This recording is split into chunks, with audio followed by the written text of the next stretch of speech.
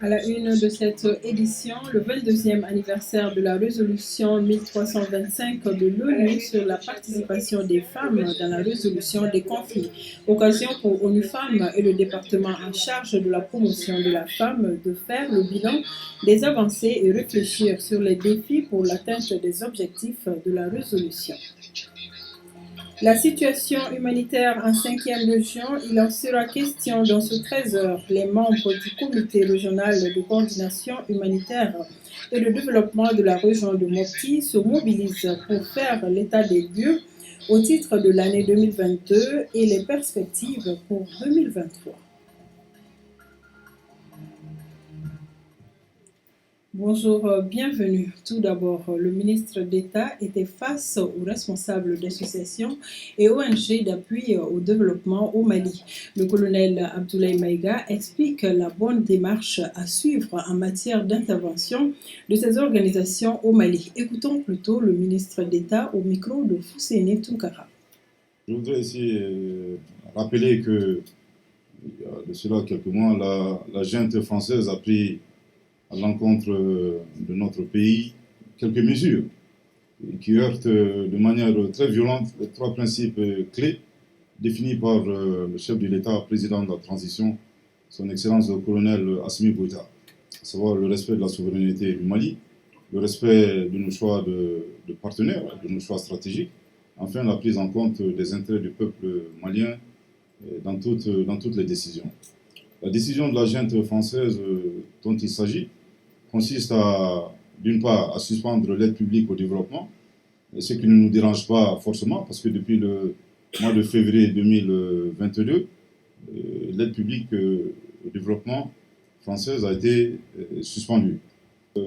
En réaction à la violation des trois principes clés du chef de l'État, un décret interdisant toutes les activités menées par les associations, ONG et fondations, avec l'appui financier, matériel ou technique de la France ont été interdites. Donc l'instruction prise par le ministère de l'administration territoriale et de la décentralisation vise à exécuter pleinement et effectivement ce décret adopté par nos plus hautes autorités. Aujourd'hui, la question du suivi et du contrôle des ONG relève strictement de la sécurité nationale. Je le disais tantôt, la résolution 1325 de l'ONU sur la participation des femmes dans la résolution des conflits a 22 ans d'adoption. Ce 22e anniversaire a été mis à profit par ONU Femmes et le département en charge de la promotion de la femme pour faire le bilan des avancées et réfléchir sur les défis qui freinent l'atteinte des objectifs. Des explications de Sokona Kamisoko. Les conflits armés et les femmes. La résolution 1325 du Conseil de sécurité des Nations Unies a 22 ans d'existence. Occasion pour ONU Femmes et le département en charge de la promotion de la femme, de l'enfant et de la famille de tirer le bilan de la mise en œuvre de cet instrument juridique important pour les femmes.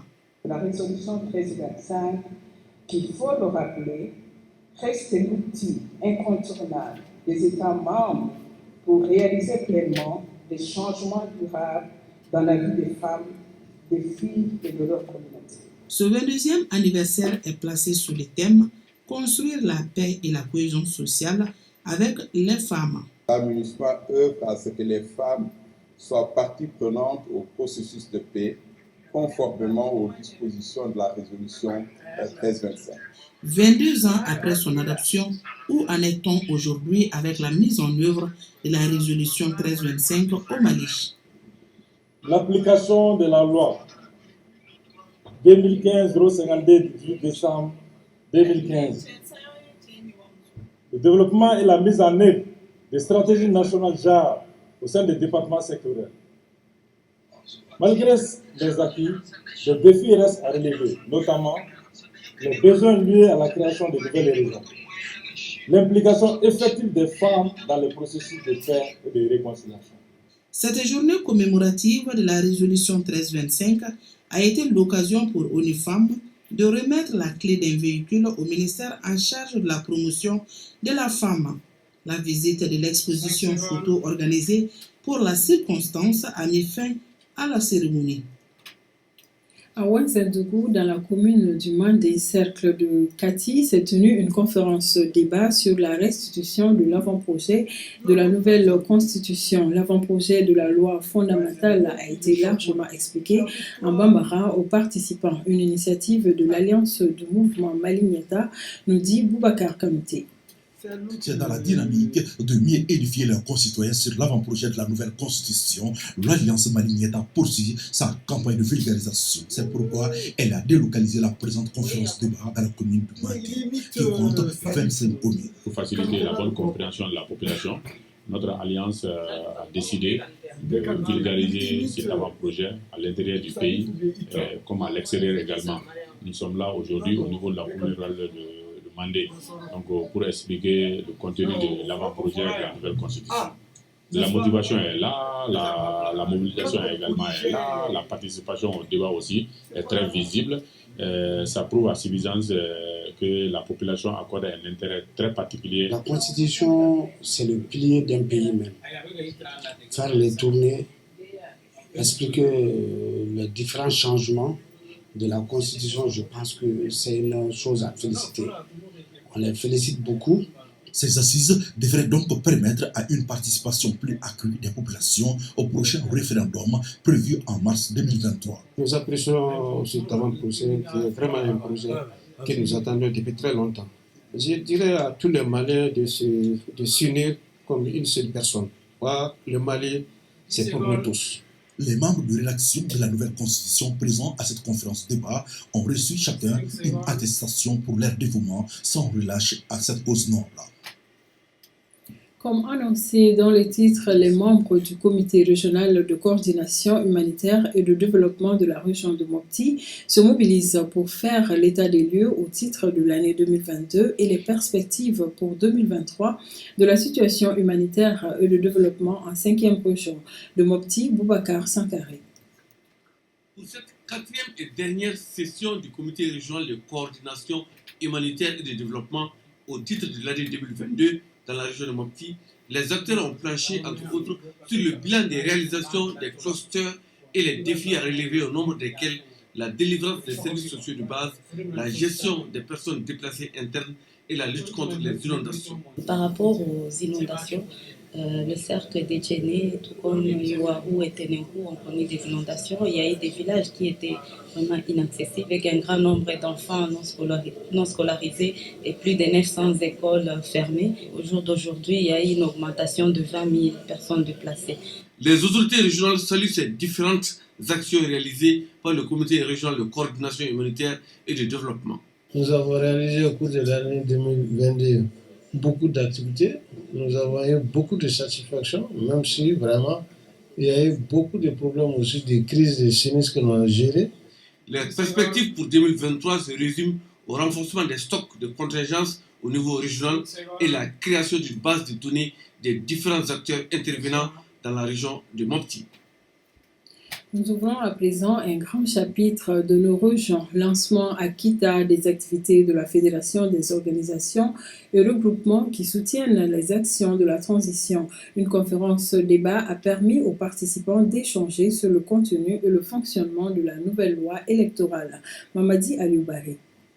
Cette activité de la Fédération des organisations et des regroupements qui soutiennent les actions de la transition forçate civile à Kita visait à sensibiliser la population sur la nouvelle loi électorale. Elle a été marquée par une conférence débat qui a permis d'expliquer et sensibiliser les Quitois sur l'avant-projet de la nouvelle loi électorale et le processus du nouvel organe unique de gestion des élections. Nous sommes une fédération des organisations et des regroupements qui soutiennent les actions de la transition. À ce titre, nous allons vers toutes nos représentations au niveau des différentes régions, leur expliquer ce qui est contenu dans l'avant-projet afin de faire des propositions concrètes au nom de la société civile que nous représentons auprès des autorités qui sont chargées de faire la rédaction définitive, transformer l'avant-projet en projet de constitution avant qu'on aille vers le référendum. Ils sont venus aujourd'hui nous apprendre, nous faire connaître la nouvelle constitution, la nouvelle loi électorale et en même temps nous apprendre comment il faut être un bon citoyen. Moi, je ne peux que me réjouir de ça. C'est une très bonne initiative qui est à saluer. Le dialogue direct avec les participants a aussi permis à l'équipe de la Force civile de mieux expliquer leurs missions et de faire adhérer la population de Kita au projet de défense et de sécurité du territoire national. En troisième région, la mise en œuvre et la validation des innovations pédagogiques, le renforcement de la gouvernance du système éducatif. Ce sont là quelques acquis engagés par le PADE, Programme d'appui à la décentralisation de l'éducation au Mali. Un atelier de capitalisation et de pérennisation de ces acquis a été initié à Sikasso. Moussokolo Sérémé. Démarré en 2004, le PADE, Programme d'appui à la décentralisation de l'éducation, aura consacré 18 années à améliorer la qualité et la gestion décentralisée d'une éducation de base équitable et inclusive au Mali. Le programme a été exécuté en 5 phases, dont les 3 dernières ont été mises en œuvre par le CIF, Centre international d'expertise et de formation, sur l'appui financier de la coopération suisse. À la rencontre de Sikasso, les acteurs réfléchissent sur comment capitaliser et pérenniser ces acquis. À travers ce programme, donc, il y a eu le développement des alternatives éducatives et des innovations. Donc, parmi ceux-là, nous pouvons par exemple parler des écoles mobiles. De Sikasso à Mopti, en passant par Tombouctou, zone d'intervention du programme, le PADE qui s'achève en 2022 existe aujourd'hui dans 12 cercles, 192 collectivités territoriales, 5 académies d'enseignement, 26 centres d'animation pédagogique et 5 instituts de formation des maîtres. Son coût d'exécution est d'environ 19 milliards et demi de francs CFA. Et cette année également, nous avons réussi ce fonds qui nous a appuyés pour effectivement former non seulement les élus et également former les parents d'élèves en mode de gestion de l'école décentralisée. Au regard des résultats engagés, l'on peut affirmer sans risque de se tromper que d'autres intervenants en éducation et décentralisation pourront surfer sur les acquis du PADE. Le cadre de concertation de 3 jours doit donc dégager des pistes de solutions en vue de booster le développement de l'éducation au Mali à travers la décentralisation. Et nous restons dans la capitale du Kénédougou. Le syndicat national des chauffeurs et conducteurs routiers privés du Mali, SYNACOR, a tenu dimanche dernier son assemblée générale annuelle de restitution de leur convention collective. Il s'agissait pour les acteurs du monde des transports d'expliquer aux militants et aux délégués le contenu du dit document. Yoruba Ladjabate, compte rendu.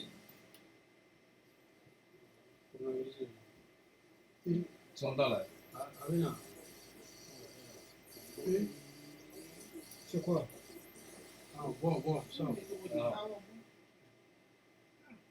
Petit souci technique indépendant de notre volonté et nous restons toujours en troisième région.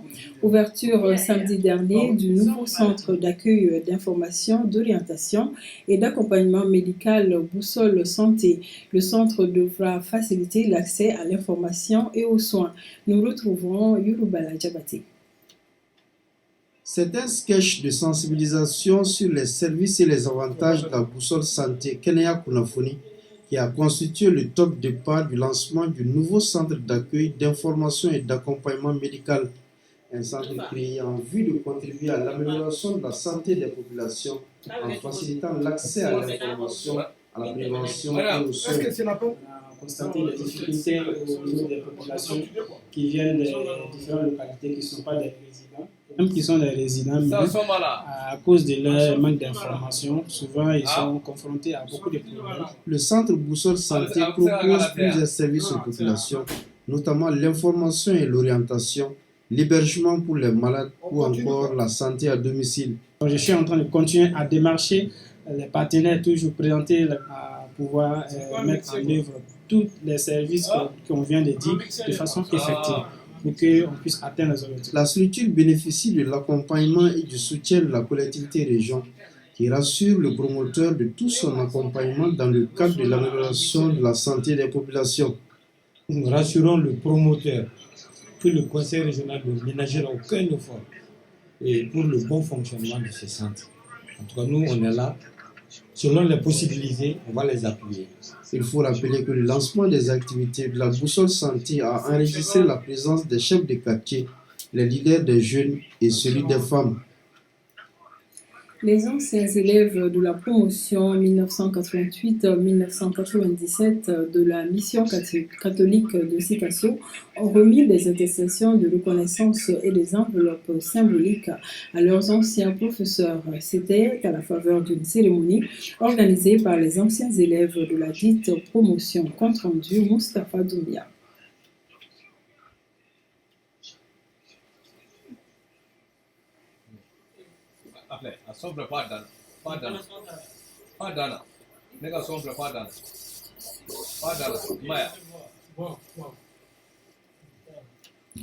Toutes nos excuses dans la diffusion de cet élément, des petits problèmes de son. À présent, à Tombouctou, dans le cadre de la première édition du mois de la santé et de la protection sociale, les services du secteur de la santé et leurs partenaires techniques ont organisé un cadre d'échange et de partage avec l'ensemble des populations. C'est en vue d'accroître l'accès aux services de santé. Najib Babassi.